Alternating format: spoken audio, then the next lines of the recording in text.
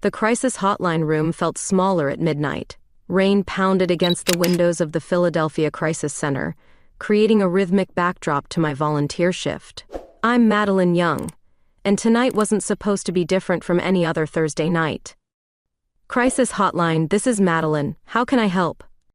The voice on the other end hesitated. I need someone to talk to. My heart stopped. That voice. I knew that voice. I'm here to listen, I managed, trying to maintain professional composure. But my mind raced back to 3 years ago, when Hurricane Elena ravaged the coast, back when I first met her. The Hurricane Relief Center had been chaos incarnate. I'd taken a break from acting to volunteer, thinking it would be good publicity. Instead, I found myself knee-deep in real purpose, coordinating with a fierce brunette director who'd abandoned her film shoot to help. I don't know who else to call, the voice continued, pulling me back to present. Everything's falling apart. Sophia Torres. The woman who'd stood beside me in flood waters, passing out supplies. The same woman who'd made my heart race when our fingers brushed while handing out blankets. The director whose blue eyes had haunted my dreams for 3 years. Sometimes things fall apart so better things can fall together, I said, repeating the words she'd told me during those chaotic days. A sharp intake of breath.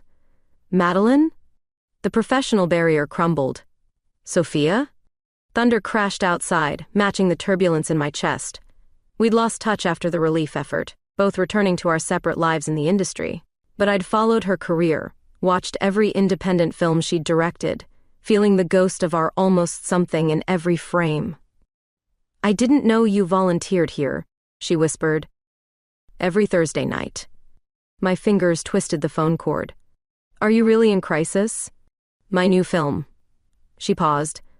The studio wants to change everything. They're threatening to pull funding, but that's not why I called. I needed to hear a friendly voice. The rain intensified, and memories flooded back. Sophia directing volunteers with the same passion she brought to her films. Her laughter during our late-night supply counts. The way she'd look at me when she thought I wasn't watching. Remember that night in the relief center? I asked. When the generator failed? We told stories by flashlight, she finished. The volunteers needed hope. You gave them that. You gave me that. Lightning illuminated the crisis center, and for a moment, I was back there, standing in the rain, watching her organize rescue teams, feeling something profound shift in my universe. Madeline, her voice cracked.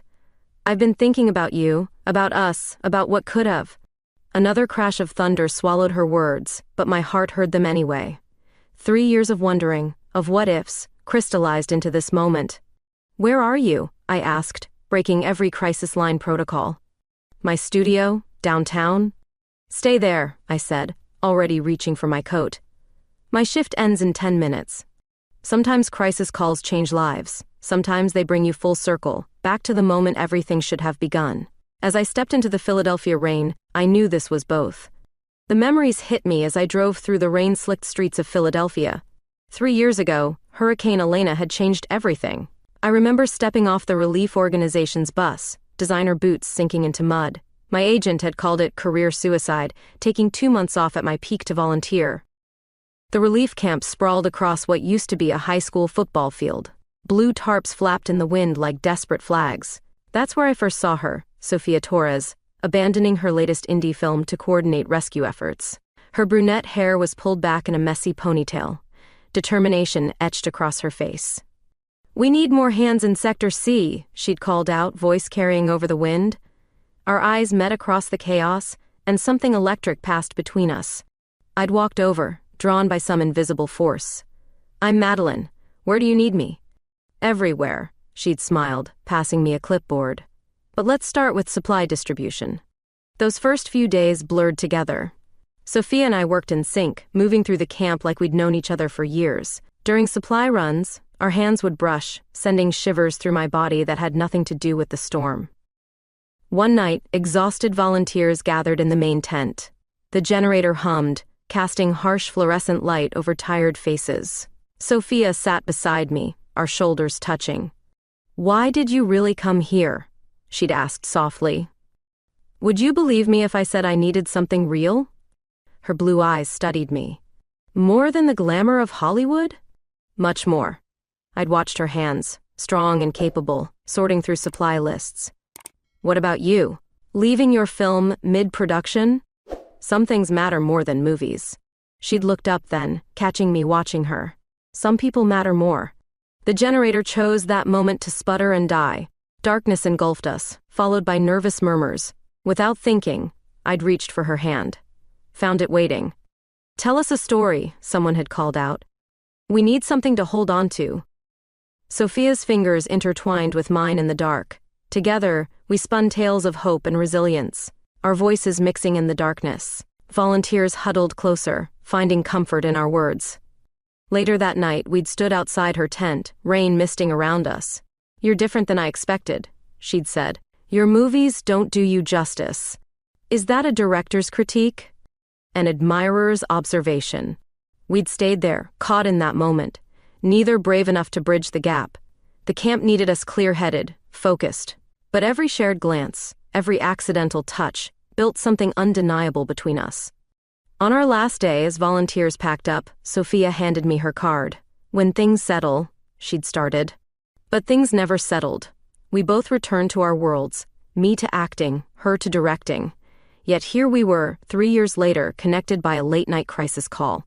The rain intensified as I parked outside her studio. Through the window, I could see her pacing, phone still in hand. My heart raced, remembering those nights in the relief camp, the stories we'd shared, the moments we'd almost. I stepped out into the rain just as she looked up and saw me. 3 years dissolved in an instant. Sometimes the biggest storms bring you exactly where you need to be. Taking a deep breath, I walked toward the studio entrance, toward Sophia, toward everything we'd left unsaid in that hurricane-ravaged summer. This time, I wouldn't let the moment pass. The studio lobby felt different at midnight. Sophia's workspace occupied the entire top floor of this converted warehouse in downtown Philadelphia. As the elevator climbed, my pulse raced with each passing floor. "You didn't have to come," Sophia said when the doors opened. She stood there, silhouetted against the city lights, looking exactly like she had in my dreams. Yes, I did. I stepped into her space. "Tell me about the studio interference." She led me through her office, past storyboards and production schedules. "They want to change everything, make it more commercial." Her hands trembled as she poured us coffee. "They don't understand the story's heart." I knew that feeling.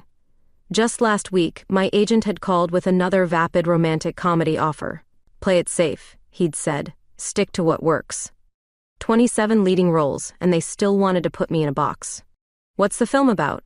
I asked, settling onto her office couch. Sophia hesitated, running a hand through her dark hair. "Two people who meet during a crisis. They build something beautiful, but fear keeps them apart." Her eyes met mine. "Sound familiar?" My coffee cup froze halfway to my lips. "Sophia, I've been watching your career," she continued. "Every premiere, every interview. You're brilliant, but they don't let you shine. And you've been winning festivals with your indie films." I set down my cup. "I saw Midnight in March 3 times. The lead reminded me of you." She smiled softly. "I almost called you for that role." "Why didn't you?" Thunder rumbled outside, echoing through the empty building. Sophia moved to the window, watching lightning split the sky. The same reason we didn't stay in touch after Elena, fear. I joined her at the window, our reflections ghostly in the glass. "The studio wants you to change your new film. What's their issue?" "They say the relationship between the main characters isn't marketable." Her voice caught. "They want me to rewrite it. Make it safer." "Like my romantic comedies?" I laughed bitterly. "Where everything fits into neat little boxes." "Exactly." She turned to face me. "But some stories deserve to be told honestly. Some feelings can't be rewritten." The Philadelphia Film Festival posters on her wall caught my eye. Her latest film was set to premiere there next month. "Let me read your script," I said suddenly. "Madeline. I mean it." I stepped closer. "I'm tired of playing it safe. Tired of pretending." Her breath hitched. "The lead role. It would be challenging, different from anything you've done." "Good." Our faces were inches apart now. "I've spent 3 years wondering what would have happened if I'd been braver that last night in the relief camp." "And what do you think would have happened?" Her voice was barely a whisper. Before I could answer, her phone rang, the studio's ringtone. Reality crashed back in. Sophia closed her eyes, shoulders tensing. "Don't answer it," I said softly. "They're threatening to pull funding." "Then let them." I touched her arm. "Some stories need to be told your way." She stared at me for a long moment, then let the phone ring out. "The festival's in 4 weeks. We'd have to move fast." "I'm ready." I smiled. "My agent's going to hate this." "The press will talk." "Let them." Outside, the storm began to ease, dawn breaking over Philadelphia. "I'm done playing safe roles." Sophia's hand found mine, just like that night in the relief camp. But this time, neither of us pulled away. Sometimes the bravest thing you can do is tell the truth, in life and in art. The phone started ringing again, but we let it go. Standing there, hands linked, watching the sunrise paint the city gold, we were finally ready to tell our story. The real one, the scary one. The one that had started in a hurricane and led us here. "So," Sophia squeezed my hand, "ready to make some art?" The answer had never been clearer. The coffee shop buzzed with morning energy, but I barely noticed anyone else. Sophia sat across from me, script pages spread between our coffee cups. 3 days had passed since that stormy night in her studio. "Your agent really threw a fit?" She smiled, stirring her latte. "Threatened to drop me." I shrugged, remembering his red-faced tirade. "Said I was committing career suicide." Again. "Like the hurricane relief work?" Or exactly like that. Our eyes met, sharing the irony. Both times it felt right. Philadelphia's autumn painted the windows with falling leaves. Inside, we'd claimed a corner table, spending hours dissecting her script. What had started as a professional meeting dissolved into something more intimate. "This scene here," I pointed to page 43. "It's us, isn't it? The supply tent during the blackout?" Sophia's cheeks flushed. "I write what I know." "What you feel," I corrected softly. Rain started falling outside, a gentle reminder of that night in her studio. We'd spent the past 3 days in constant contact, phone calls, texts, coffee meetings that stretched for hours. Each moment pulled us closer to something inevitable.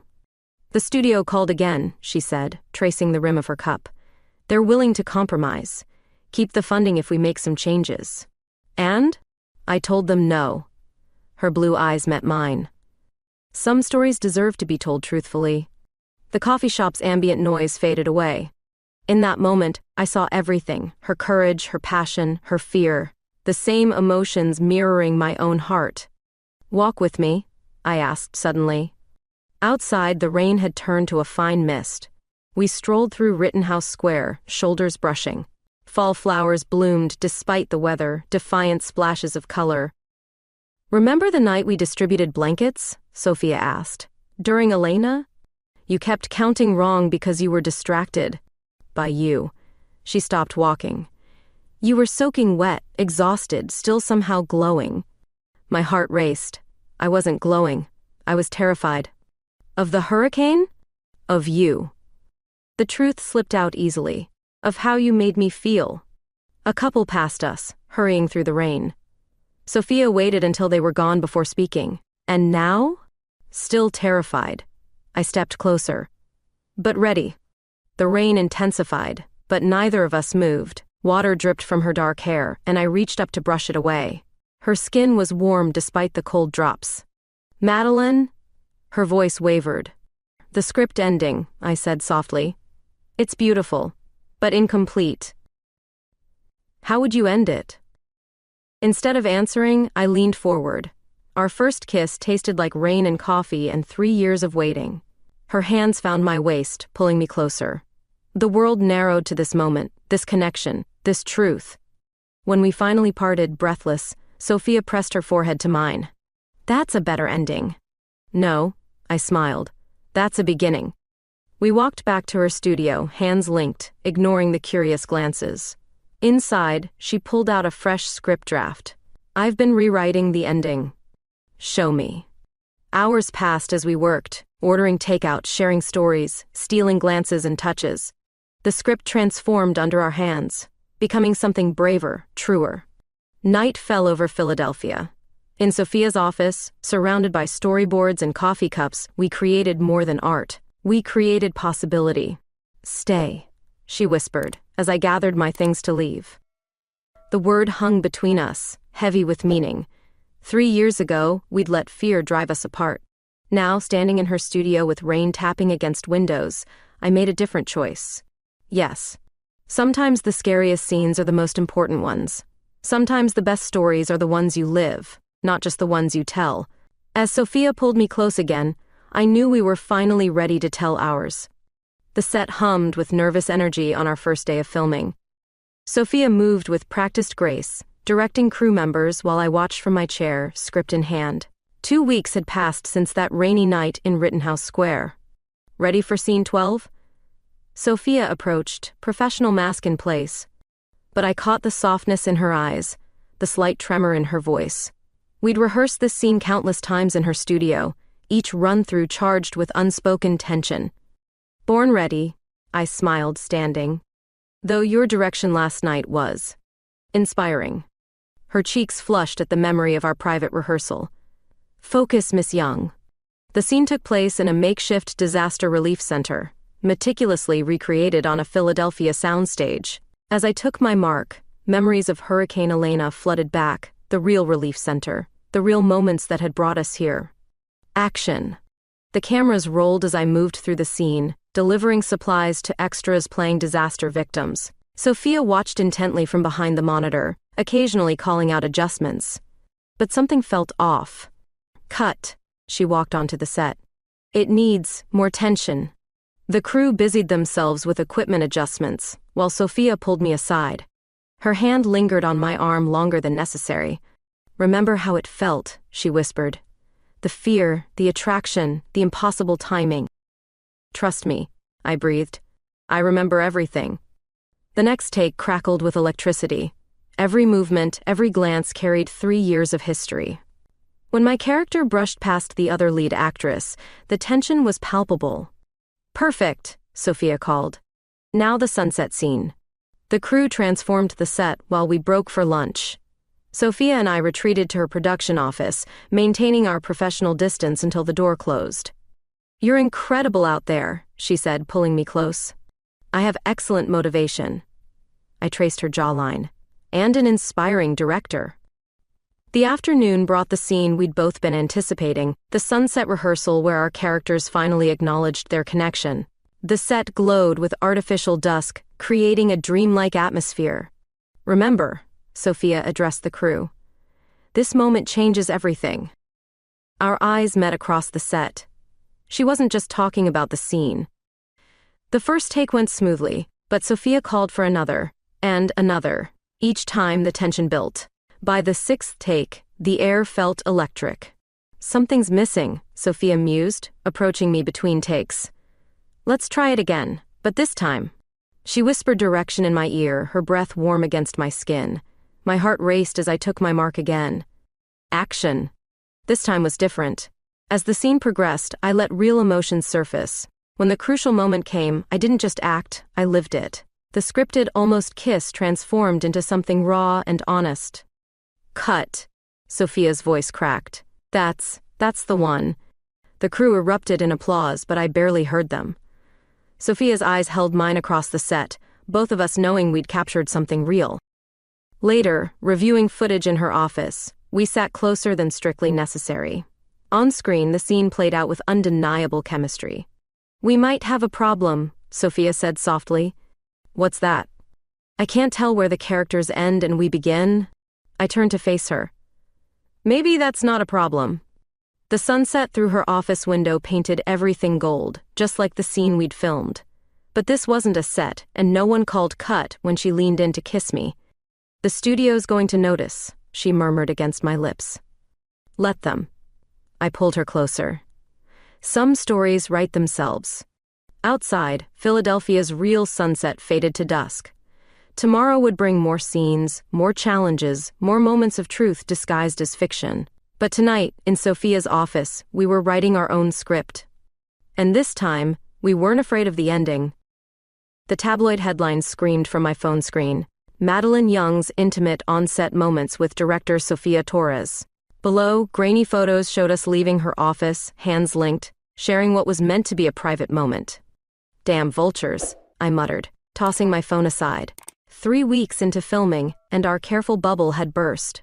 My agent's call came at dawn. "Are you trying to destroy everything we've built?" His voice crackled with barely contained rage. "First you abandon your scheduled projects for this indie film, now this?"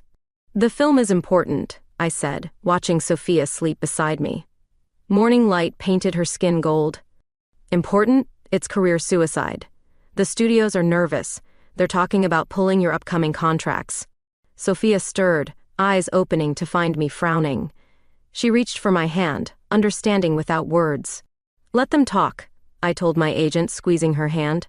"I'm not hiding anymore." The set felt different that day. Crew members whispered, stealing glances. Sophia maintained her professional demeanor, but I caught the tension in her shoulders. "The producers called," she told me between takes. "They're concerned about the film's marketability." "Because of us?" "Because of everything." She ran a hand through her hair. "They want to tone down certain scenes, make it more acceptable." The word hung bitter in the air. 3 years ago, we'd let fear keep us apart. Now it was trying to reshape our story. During lunch break, my phone buzzed with messages from industry friends, some supportive, others concerned. A text from my former co-star caught my eye. "Remember your image. Your audience isn't ready." Sophia found me in her office, staring at the message. Without a word, she closed the door and pulled me close. "We knew this might happen," she whispered against my hair. "Doesn't make it easier." I breathed in her familiar scent. "The producers really want changes?" "They suggested making our leads just friends instead." Her laugh held no humor. "Apparently that's more palatable." Outside her window, Philadelphia sprawled gray and beautiful. Somewhere down there, paparazzi probably lurked, waiting for another shot, another headline. "Remember the hurricane?" I asked suddenly. How real everything felt in the crisis center. Every moment. That's what this film captures, that truth. I turned to face her.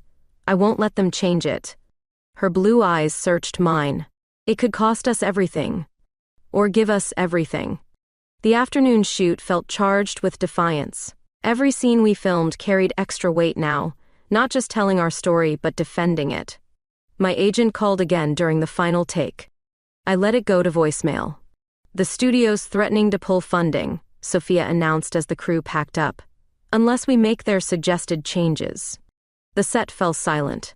Everyone knew what those changes meant, what they would erase. "How much do we need to finish?" I asked. "More than we have." "Then we'll find it." I stepped closer, professional boundaries be damned. "I have savings, connections." "Madeline, I believe in this film." My voice carried across the quiet set. "In us." Someone started clapping. Then another. Soon the whole crew joined in, their support washing over us like a wave. Later, in her office, Sophia pulled out the original script, the one we'd worked on that first night. "No changes," she said firmly. "No compromises." "No fear," I added, kissing her softly. My phone buzzed again, more headlines, more opinions, more pressure. I turned it off. Outside, Philadelphia's lights twinkled like stars. Tomorrow would bring more challenges, more headlines, more choices. But tonight, we chose truth over safety, love over fear. Sometimes the best stories are the ones that cost you everything to tell. The argument started over something small, a scene revision, a minor change in dialogue. But like a match to gasoline, it exploded into everything we'd been avoiding. "You can't just throw away your career." Sophia paced her office, dawn breaking over Philadelphia behind her. "Not for this, not for me. It's my career to throw."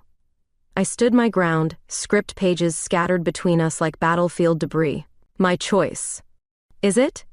She stopped, running fingers through disheveled hair. 3 major studios pulled their offers yesterday. "Your agent sent me the emails." The betrayal stung. "You've been talking to my agent?" "Someone has to think about your future. That's not your decision to make." My voice cracked. "We're supposed to be in this together." Outside, crew members arrived for another day of filming. Our borrowed time was running out, both financially and emotionally. "I can't be responsible for destroying everything you've built." Sophia's voice softened. "You're at your peak, Madeline. Leading roles, award nominations, empty roles." I moved closer. Safe rolls? Safe pays bills. She stepped back. Safe keeps careers alive. The space between us felt like miles, like hurricane winds and 3 years of silence.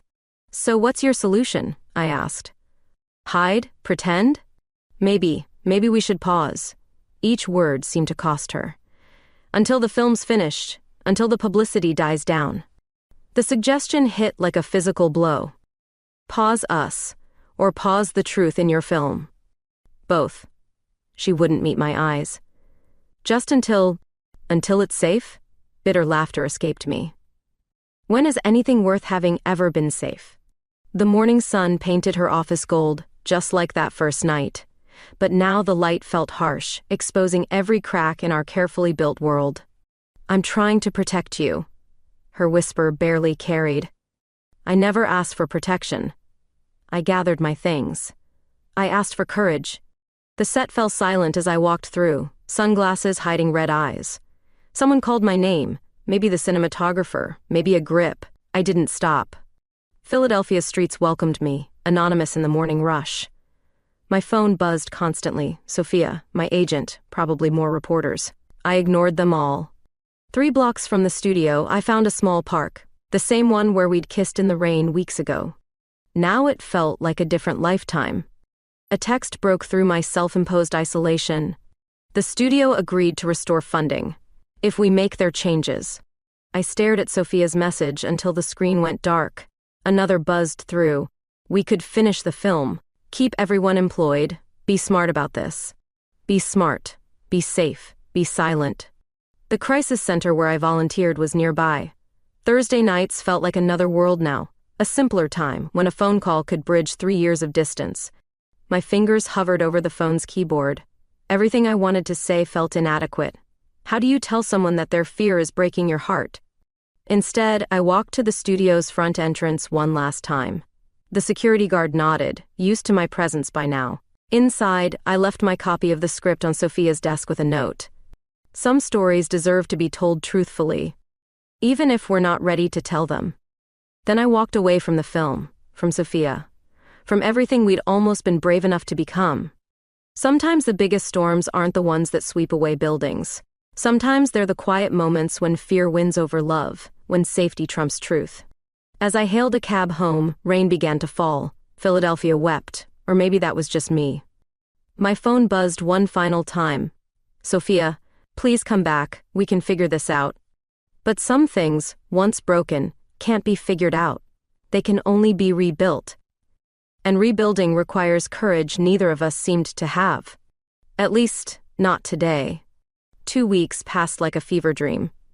I threw myself into crisis hotline shifts, finding solace in helping others while my own life crumbled. Philadelphia's autumn turned bitter, matching my mood.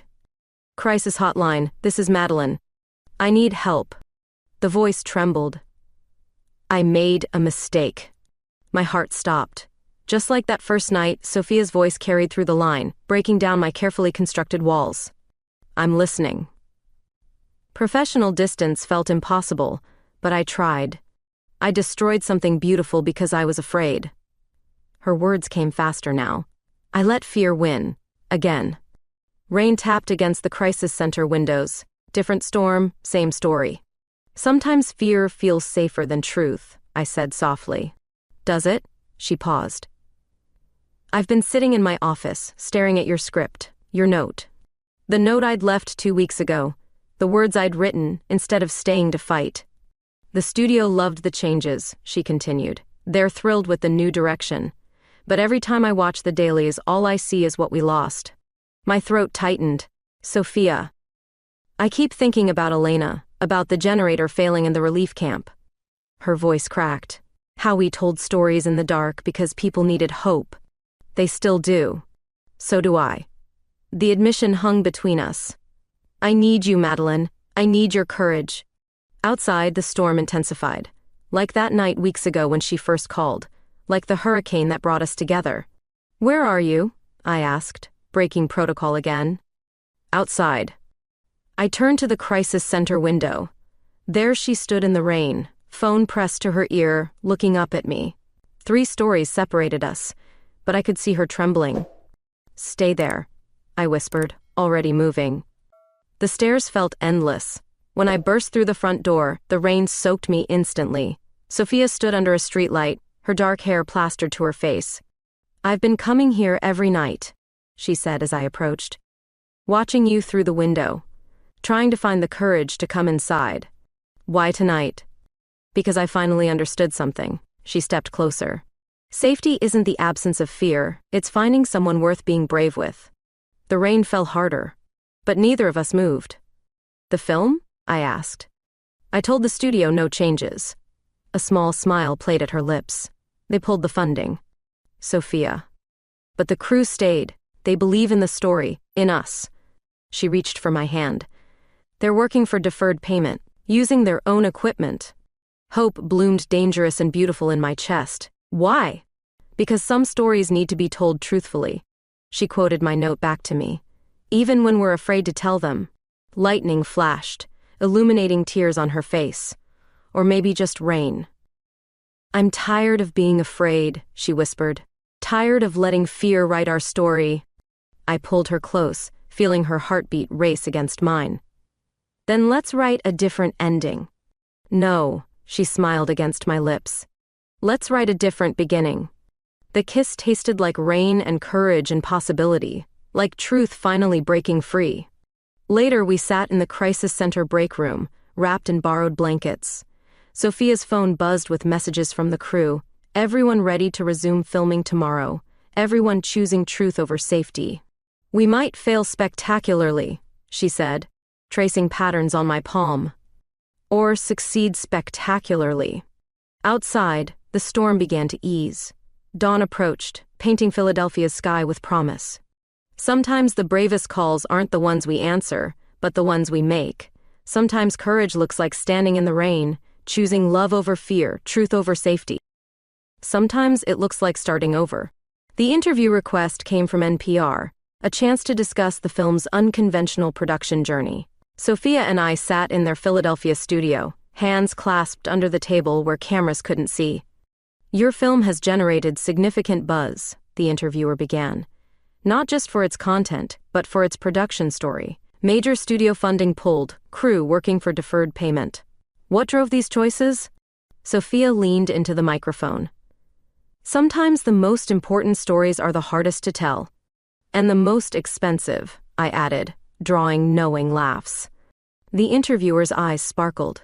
"There are rumors about on-set chemistry between director and star. Care to comment?" My grip tightened on Sophia's hand. This was the moment we'd prepared for, the question we'd been avoiding. "Chemistry," Sophia said carefully, "is essential for any film. But this feels different," the interviewer pressed. "The footage that's been released, there's an authenticity there." I thought about fear, about hiding, about 3 years lost to safety. Then I thought about courage. "Truth is authentic," I said simply. "We chose truth." The studio fell silent. Sophia's thumb traced circles on my palm. "Even at the cost of studio support?" the interviewer asked softly. "Especially then." Sophia's voice carried quiet strength. "Some stories deserve to be told honestly." The interview aired that evening. By midnight, our phones exploded with industry responses. But it was an unexpected call that changed everything. "Madeline Young?" a familiar voice. "This is Diana Chen from Sundance." I put her on speaker, Sophia pressing close to listen. "We've seen the preliminary cuts," Diana continued, "and heard about your production challenges. We'd like to offer our support." Sophia's grip on my hand turned painful. "What kind of support?" I managed. "Financial, technical, whatever you need to finish this film your way." Diana paused. "Stories like yours matter. Love like yours matters." Tears slid down Sophia's cheeks as we accepted. Within hours, other allies emerged. Independent producers, equipment companies, even actors offering to work for scale. "Still think we're committing career suicide?" I teased my agent when he called to apologize. The set hummed with renewed energy. Our crew, who'd stayed through the darkest days, worked with fierce dedication. Every scene carried the weight of our collective courage. "Remember what you said during Elena?" Sophia asked one evening, reviewing footage. "About needing something real?" I remember everything about those days. She smiled, touching my cheek. This is real. All of it. The film's final scene took place in a crisis center, mirroring our own story. As we filmed, actual crisis line volunteers watched from behind the cameras, their presence lending authenticity we couldn't fake. "Cut," Sophia called. "That's a wrap." The crew erupted in cheers. Someone popped champagne.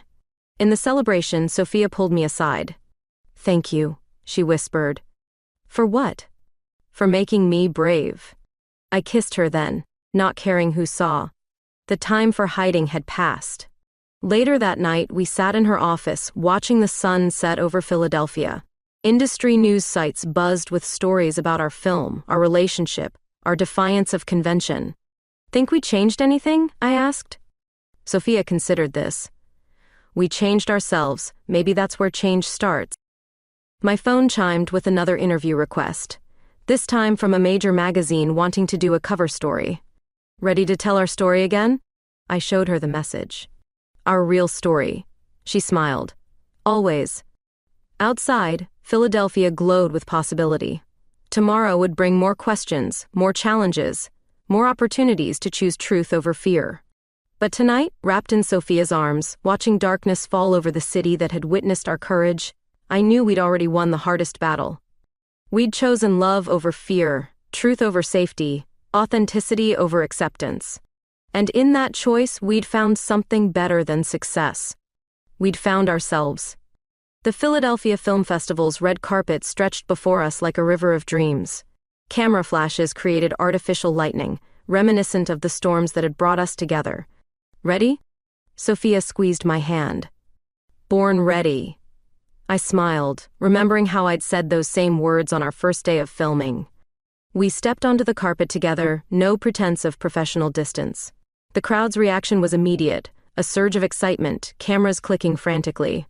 "Madeleine, over here," reporters called. "Sophia, this way."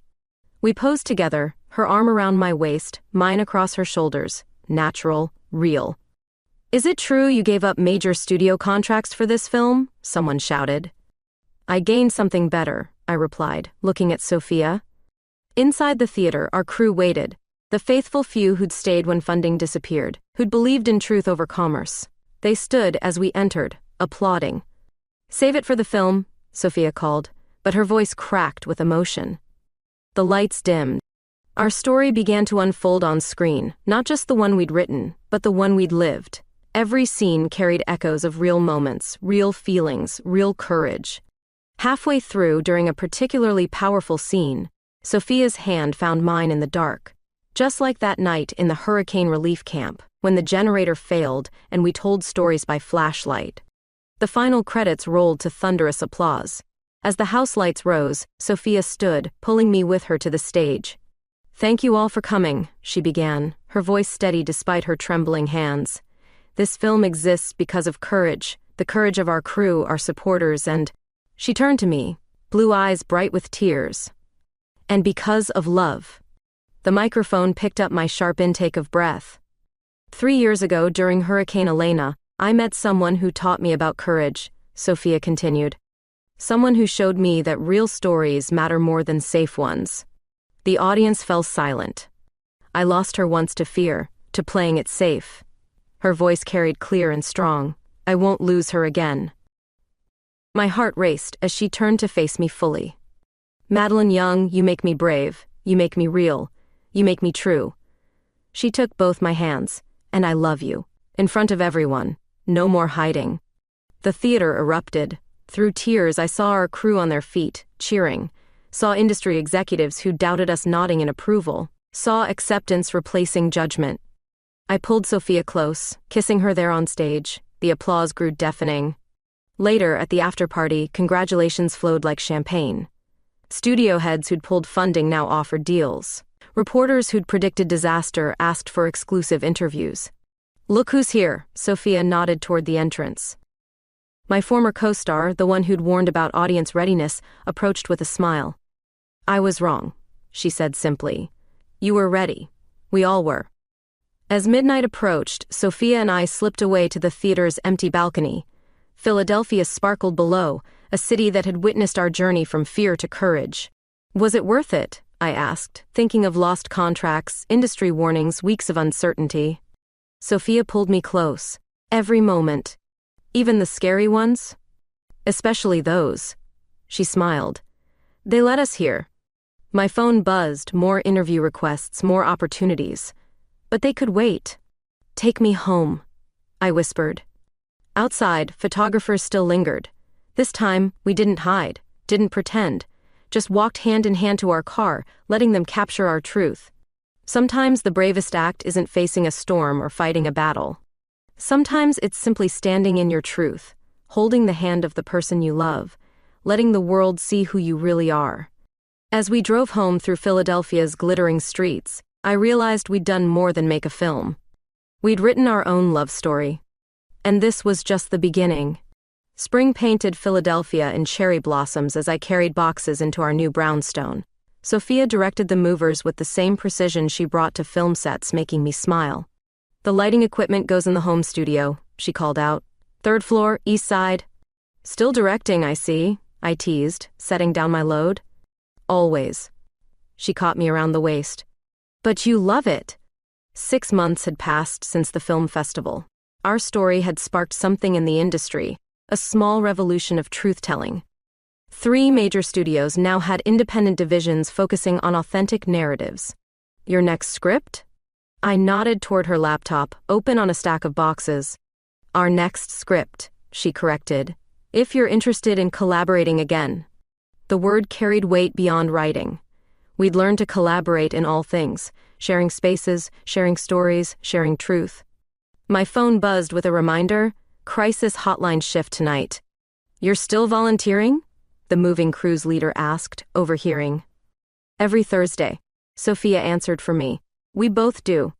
The crisis center had become our anchor, reminding us where our story began. Each shift we helped others find their courage, their voice, their truth. Speaking of collaboration, Sophia said once the movers left, the Film Academy called. I paused in unpacking kitchen boxes. And? They want us to develop a mentorship program. Help other filmmakers tell authentic stories. Sunlight streamed through our new windows, catching the subtle highlights in her dark hair. I remembered her standing in rain, in studio light, in festival spotlights, always beautiful, always real. We should celebrate, I decided. First night in our new home. I have a better idea. She led me to her car, refusing to reveal our destination. Philadelphia rolled past, familiar streets carrying memories of our journey. The crisis center? I asked as we parked. Where else? She smiled. Come on. Inside, volunteers greeted us warmly. Many had been there that stormy night when Sophia called, when fear finally lost to love. We have something to show you, the center director said, leading us upstairs. The room where I'd taken that life-changing call had been transformed. New equipment, comfortable furniture, better lighting. A plaque by the door read, The Young Torres Communication Center. Your film's success, the director explained, inspired some generous donations. Sophia squeezed my hand. Now more stories can begin here. That night, we took calls together, helping others find their way through storms. Between calls, she worked on our new script while I organized volunteer schedules. Remember what you said during Elena? I asked during a quiet moment. About some things mattering more than movies? I remember everything about those days. You were right. I moved to stand behind her chair. Stories matter. Truth matters. Love matters. She tilted her head back to look at me. Speaking of love. Marry me. The words fell simple and clear, like rain on a summer night. Yes, I answered, just as simply. Later, walking home to our brownstone, Philadelphia glowed with possibility. Tomorrow would bring new stories, new challenges, new opportunities to choose truth. But tonight, we had everything we needed, each other. Our truth, our love. Ready for the next chapter? Sophia asked as we reached our door. I pulled her close, thinking of storms weathered and fears conquered, of truth chosen and love declared. Born ready. Sometimes the perfect ending isn't an ending at all. Sometimes it's a beginning of a new story, a new truth, a new way of being brave. And sometimes, if you're really lucky, you get to write that story with the person who makes you brave enough to tell it. That's not just a perfect ending. That's a perfect forever.